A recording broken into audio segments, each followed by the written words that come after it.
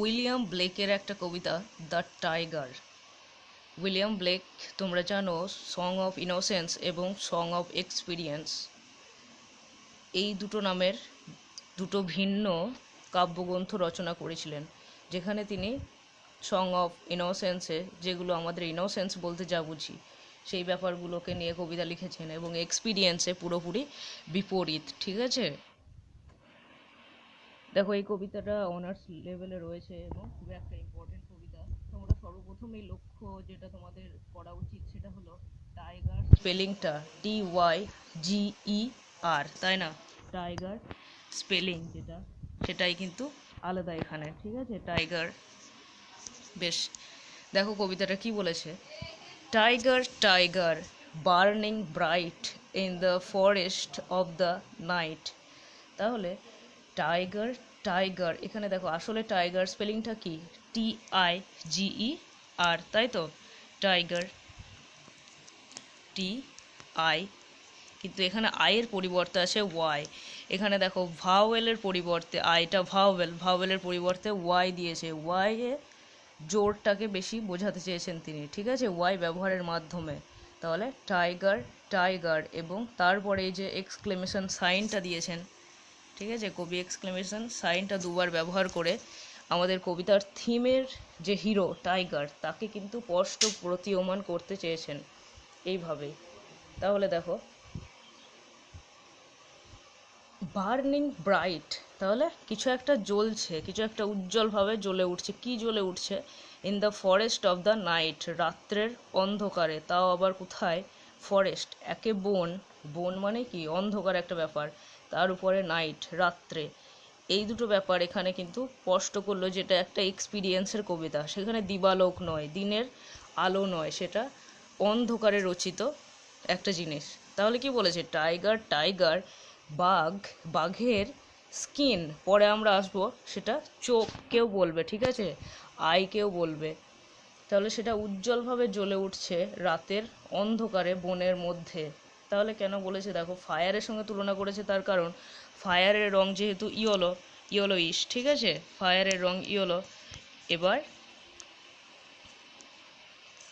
কবি এখানে বলতে চেয়েছেন যে যে বাঘের স্কিনের, অর্থাৎ তার গায়ে ডোরা কাটা দাগ থাকে হলদেটে, হলুদ কালারের, তাহলে সেই কালারটাও মনে হয় যেন অনেকটা ফায়ারের সঙ্গে সিমিলারিটি রয়েছে। তাহলে দুটো কালারই, আগুন যেমন জ্বলে সেই রকমই মনে হচ্ছে যেন তার স্কিনও জ্বলছে। What immortal hand or I could frame thy fearful symmetry. তাহলে দেখো ইমর্টাল হ্যান্ড বলেছে এখানে, মোর্টাল হ্যান্ড বলেনি, মানে মানুষজনকে বোঝাচ্ছে না কবি কিন্তু।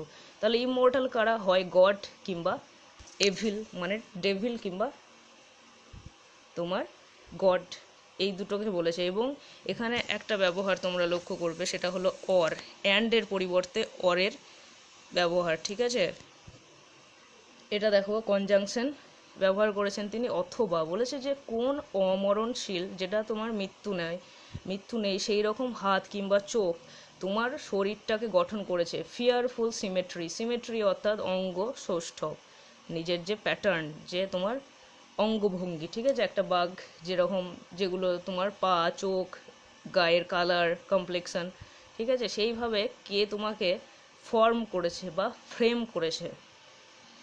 সেকেন্ড স্ট্যান্ড যেটা হলো, ইন হোয়াট ডিস্ট্যান্ট কি deeps or skies burned the fire of thine eyes. তাহলে ডিপস বলতে এখানে তোমার ডিপ সি হতে পারে কিংবা হেল হতে পারে, হেল অর্থাৎ নরক, এটাকে বুঝিয়েছে। আর স্কাইজ, স্কাইজ মানে তোমার দেখো SKIES, এটা একটা প্লুরাল ফর্ম, অর্থাৎ স্কাই বলতে গেলে এখানে হেভেনকেও বুঝিয়েছে, প্লাস পাখি, আকাশের সঙ্গে যা যা যুক্ত, চাঁদ, সূর্য, তারা, সেই সমস্ত কিছুকে প্লুরাল ফর্মে যোগ করেছেন তিনি। Burned the fire of thine eyes, তাহলে ইন হোয়াট ডিস্টেন্স, কতটা দূরত্বে, আকাশ থেকে মানে হ্যাভেন থেকে কতটা দূরত্বে, কিংবা মাটির অতল গভীর থেকে কতটা দূরত্বে তোমার চোখগুলো জল জল করে ওঠে। ঠিক আছে, বার্ন দ্য ফায়ার, তোমার চোখের মাঝে যে একটা তেজ সেটা জল জল করে ওঠে। এখানে দেখো একটা জিনিস, কবি এখানে তোমার মানে Blake's placing of the tiger against setting of the nocturnal forest is very natural. এখানে তিনি বলতে চেয়েছেন যে দ্য টাইগার্স ব্রাইটনেস, এই যেখানে বলেছে না চোখের ব্রাইট, স্কিনের কালারের ব্রাইট, এইটা কিন্তু তিনি বলতে চেয়েছেন যে তোমার এ মানে this brightness is a similarity of a bright ray of hope in the midst of the accumulated evils of human life and society. চারিদিকে যখন তোমার এভিল এবং ডেভিলে ভরে গিয়েছে, তখন এই যে রে, উজ্জ্বল যে রে, সেটা তোমার একটা কিন্তু জ্যোতির সূচনা করে, সেটা একটা আশার আলোর সূচনা করছে। ঠিক আছে, তারপরে দেখো, on what wings dare he aspire, what the hand dare seize the fire. দেখো সেইজ দ্য ফায়ার, এটা একটা প্রমিথিউসের তোমার ব্যাপারটা চলে এলো। প্রমিথিউস কি? প্রমিথিউস একটা অ্যাঞ্জেল ছিল, যিনি তোমার পরে অভিশপ্ত হয়ে স্বর্গ থেকে আগুন চুরি করে এনেছিল।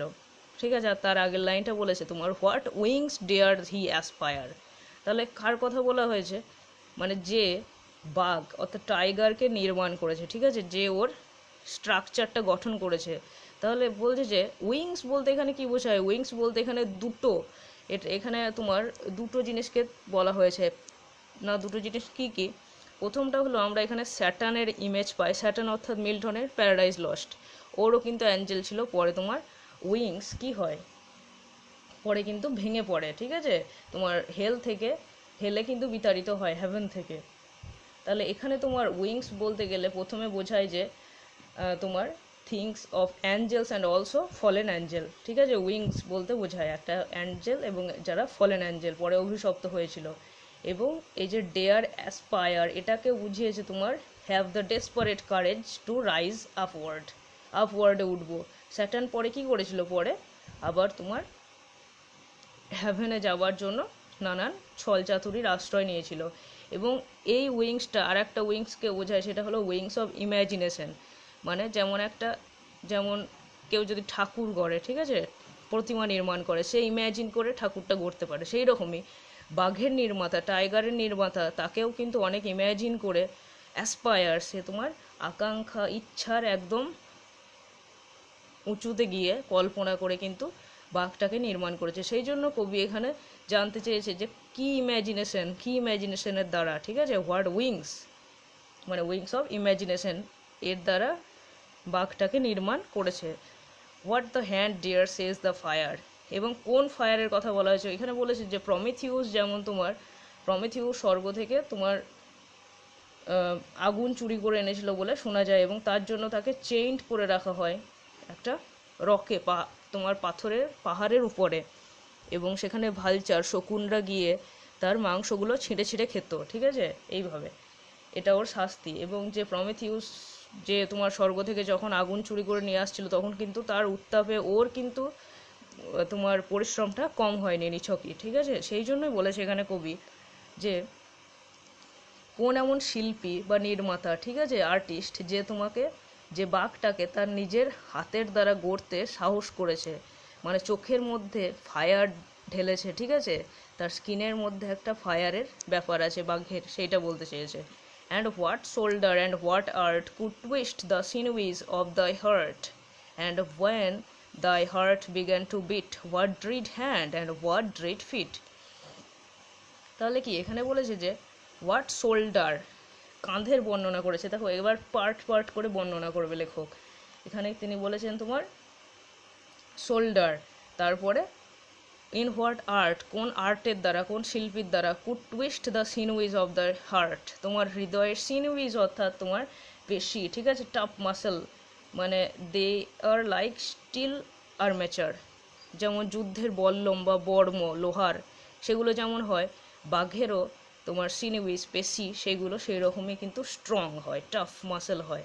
ঠিক আছে, তাহলে কোন শিল্পর দ্বারা, কোন মানুষ, এখানে তোমার শোল্ডার বলতে কিন্তু সমস্ত গঠনকেই বলেছেন। ঠিক আছে, মানে একজন শিল্পী শুধু শোল্ডার নয়, এখানে চোখ, ঠিক আছে, হ্যান্ড আই, উইংস, এই সমস্ত কিছুকে বলা হয়েছে উইংস অফ ইমাজিনেশন। তাহলে সেই সমস্ত কিছু মানে কোন শিল্পী তার শিল্পের দ্বারা তোমার সিনিউইজ পেশিতন্তুকে দুমড়ে মুচড়ে তোমাকে গঠন করেছে। ঠিক আছে, অ্যান্ড হোয়েন দাই হার্ট বিগ্যান টু বিট, এবং যখন তোমার মাঝে প্রাণের সঞ্চার সে করলো, ঠিক আছে, তোমার মাঝে যখন বিট দেখো বিট, এটা বাইরে থেকে লেখক বুঝতে পারছে যে বলছে যে বাঘের মধ্যে যখন জীবন এলো, বাঘ যেহেতু একটা কি powerful and a big animal, ঠিক আছে, তাই তার যে হার্টবিট সেটা কিন্তু লাউডার হবে, ঠিক আছে। তবে যখন সে তোমার ইনহেল এক্সেল করে, মানে নিঃশ্বাস প্রশ্বাস দেওয়া নেওয়া করে, তখন কিন্তু বাইরে থেকে বোঝা যায়। এবং বলেছে যে হোয়াট ড্রিড হ্যান্ড, মানে তুমি যখন নিঃশ্বাস প্রশ্বাস নিতে লাগলে, বাঘটাকে বলছে তুমি যখন সক্ষম হয়ে গেলে, তুমি যখন জীবন পেলে, তখন কোন শক্তিশালী হাত তোমাকে টেম করেছিল, বশীভূত করেছিল, তোমাকে কাছে রাখতে সক্ষম হয়েছিল। অ্যান্ড হোয়াট ড্রিড ফিট, এবং ফিট অর্থাৎ পা, ঠিক আছে, পদযুগল, মানে and balancing himself on his strong feet firmly planted on the ground, মানে কে তোমার সামনে তার নিজের পাগুলোকে ঠিক রেখে, তার নিজের মাথাটাকে ব্যালেন্সের মাঝে রেখে তোমাকে বশীভূত করেছিল, টেম করেছিল। হোয়াট দ্য হ্যামার, দেখো হ্যামার, এখানে কবি এই স্ট্যান্ডাটাই তোমরা দেখবে, এই স্ট্যান্ডাটাই তিনি কিন্তু স্মিথের সঙ্গে তুলনা করেছে, কামারের সঙ্গে, ঠিক আছে, যে লোহার জিনিসপত্র তৈরি করে, এই স্ট্যান্ডাটাই, ঠিক আছে। তাহলে বলেছে যে ইন হোয়াট হ্যামার, কোন হাতুড়ির দ্বারা, ইন হোয়াট চেনের ব্যাপারটাই যখনই এলো তখনই জানবে কিন্তু একটা রিপ্রেশনের ব্যাপার, একটা দমনের ব্যাপার, ঠিক আছে, মানে শক্তিশালী প্রাণীকে আমরা যেমন দমন করতে চাই সেই রকমই। ইন হোয়াট ফারনেস ওয়াজ দাই ব্রেন, ফারনেস মানে কামাররা যেমন তোমার কামার শালায়, ঠিক আছে, যারা স্মিথ হয় তারা যেভাবে একটা জিনিসকে তোমার হ্যামারের দ্বারা বারবার ঠুকে ঠুকে গঠন করে, সেই রকমই বলেছে যে কোন ফার্নেসে, কোন উনুনে তোমার যেমন লোহা দিয়ে একটা পিটিয়ে পিটিয়ে একটা জিনিস তৈরি করা হয়, সেই রকমভাবেই কোন আগুনের উপর রেখে, ঠিক আছে, কোন উপাদান দিয়ে তোমাকে গঠন করেছে, তোমার ব্রেন গঠন করেছে, বাঘের ব্রেন, দাই ব্রেন অর্থাৎ দ্য ভেরি টাইগার্স ব্রেন, ঠিক আছে। হোয়াট দ্য এনভিল, দেখো এনভিল শব্দটার অর্থ হলো বাংলায় একে বলে নেহাই, কামারের নেহাই, মানে যে লৌহখণ্ডের উপর রেখে কামার কোনো কিছু পেটায়, ঠিক আছে, দিয়ে তোমার গঠনটা হয়, শক্ত একটা জিনিস। তাহলে কোন উপাদানের উপর তোমাকে রেখেছিল, তোমার ব্রেনটাকে রেখেছিল, দিয়ে তোমাকে গঠন করলো। What dread grasp dare its deadly terrors grasp, তাহলে কি বললো, হোয়াট ড্রিড গ্রাস্প অর্থাৎ মুঠি, ঠিক আছে, হাতের মুঠি, যখন আমরা কোনো কিছুকে জড়িয়ে ধরি দু হাত দিয়ে, সেইটা হলো তোমার গ্রাস্প করা। Dare it's deadly terrors grasp, তাহলে কি বললো, কোন সে ভয়ানক হাত, ড্রিড, ঠিক আছে, ভয়ার্ত হাত, এই ভয়ার্ত প্রাণীকে, টেরর অর্থাৎ তোমার বাঘ থেকে যে টেররটা হয়, বাঘ মানেই টেরর আমাদের কাছে, টাইগার মানেই টেরর, তাহলে যে তোমার নির্মাণ করেছিল, যে তার হাত দিয়ে বাঘকে টেম করতে পারে, সে তো আরও টেরর, তাই না। তাহলে বলেছে কবি সে কোন তোমার সেই টেররটাকে কিন্তু কবি নির্দিষ্ট করে বলে দেয়নি, সেটাকে জানতে চেয়েছে যে কে সেটাকে সক্ষম করেছিল। তারপরের স্ট্যান্ড যেটা দেখো, when the stars threw down their spears and watered heaven with, এখানে ওয়াটার স্পেলিংটার একটা বলে রাখি, মানে এখানে তোমরা দু একটা বইয়ে ইটা থাকে না, দেখো, ঠিক আছে, ইটার বদলে একটা উপরে মাথায় একটা অ্যাপোস্ট্রফি কমা থাকে, এরকম করে কমা থাকে, মানে কবিতার ক্ষেত্রে ওরকম ব্যবহার করা হয়, যেমন ওভার ওয়াটার্ড এরকম।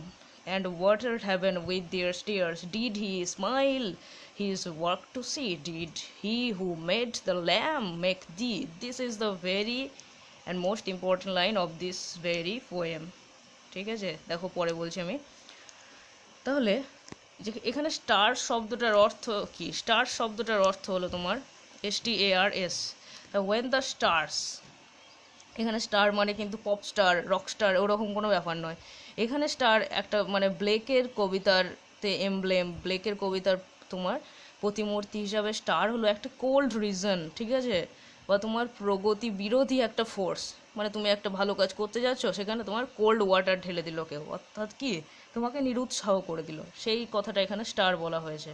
তাহলে when the stars threw down their spears, যখন মানে তোমার কোল্ড রিজন, কোনো তোমার রিয়াকশনারি ফোর্স যেগুলো খারাপ, ঠিক আছে, সেই খারাপগুলো যখন তোমার কোনো এনার্জি, আর্টিস্টিক ফ্রিডমকে রিপ্রেস করে, দমন করে, ঠিক আছে, ডাউন দেয়ার স্পিয়ার্স, তাদের একটা ভালো উদ্যমকে কোনো খারাপ রিজন যখন সেগুলোকে দমন করে, and watered heaven with their spears, এবং হ্যাভেনকে ওয়াটার্ড করে উইথ দেয়ার স্টিয়ার্স, মানে কি, কেন স্টিয়ার্স দ্বারা, স্টিয়ার্স অর্থাৎ চোখের জল, মানে এখানে তোমার দ্য স্টিয়ার্স অফ স্টার্স, ঠিক আছে, চোখের জলটা কাদের বলা হয়েছে, যে স্টিয়ার্সদের, কোল্ড রিজনদের, ঠিক আছে।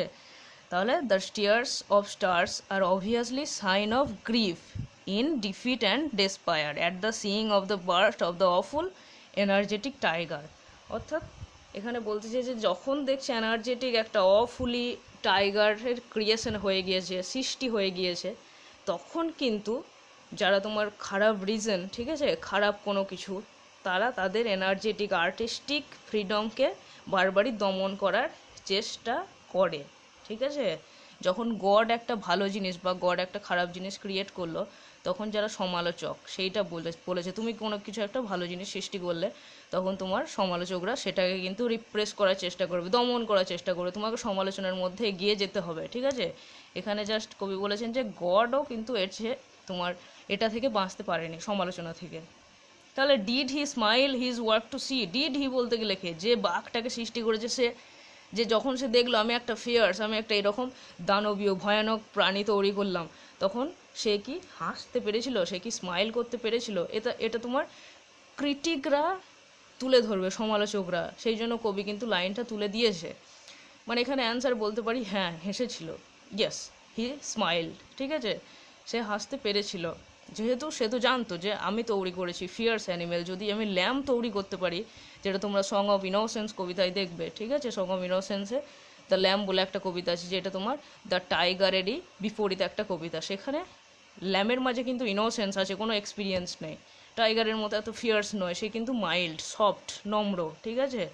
সেই জন্য did he who made the lamp make the, তাহলে যে ওই ল্যাম্প অর্থাৎ তোমার মেষটাকে তৈরি করেছিল, সেই কি এত ফিয়ার্স, এত দানবীয়, এত ভয়ানক একটা প্রাণীকে তৈরি করতে পারে, ইয়েস হি মেড, ঠিক আছে। যে একটা ভালো জিনিস তৈরি করতে পারে, সে একটা খারাপ জিনিসও তৈরি করতে পারে, যেহেতু তোমার সৃষ্টির ব্যালেন্সটা ঠিক রাখার জন্য।